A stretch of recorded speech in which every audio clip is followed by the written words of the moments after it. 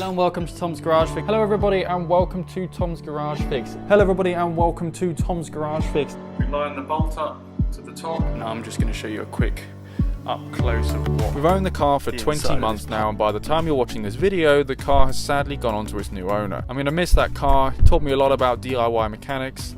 I drained the oil, I changed the air filter, I fixed the speakers, I fixed the cooling system, I fixed the coolant temperature sensor, I fixed a whole bunch of stuff on the car, and I am so glad that all of it broke and caused me the stress, because now I know how to fix it and I know and can move on to bigger and better projects in the future. If you're wondering if I'm going to get another Passat in the future, the answer is yes, definitely. I would love to get another Passat in the future.